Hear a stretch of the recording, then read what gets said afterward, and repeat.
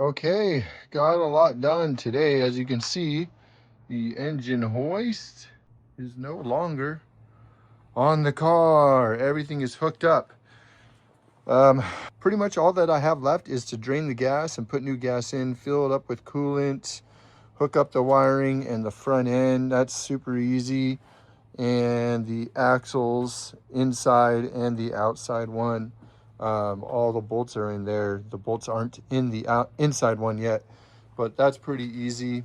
And then hooking up these lines like the boost gauges and then the battery tray and the intake box. Oh, and also the charge pipes, both from the turbo and from the intercooler right here that goes into the throttle body. Oh, I got the downpipe to connect to. I have all of this written down just in case I forget. But the engine oil is in there. The transmission oil is in there. The motor and the transmission mounts are mounted. And everything is torqued. That is torqued. And then I got all of these hoses connected to the water pump. This one is going to go up on the condenser up here. That's going to be easy.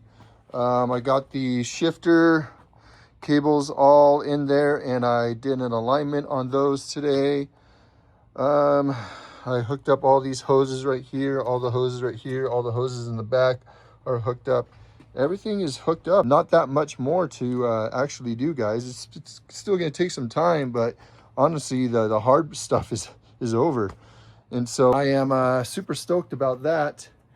And can't wait to get this thing started. It's been a long time, guys. It's a lot of work. It's not crazy work, but it's a lot of work. So yeah, on the next video, it's going to be showing not me putting stuff together, but it's going to be showing me starting the car. So stay tuned for that, because that's going to be super exciting. Hoping that that works. I got to do a pressure test for the coolant before I do that. And then just double check everything, all the connectors and all that stuff. But honestly, it's just connectors and hoses and little things here and there. The biggest part really is taking the old gas out and putting the new gas in, and getting this front end back on there. But that's actually pretty easy. It's 4 bolts and then just like connectors and hoses and stuff. So really isn't that hard. So yeah, on the next video, you're going to see this puppy starting. So I don't know if that's going to be in a week or 2. But maybe I'll do another video in between then. But as far as the GTI is concerned, that's going to be the next video on that. All right, guys, till the next video, peace.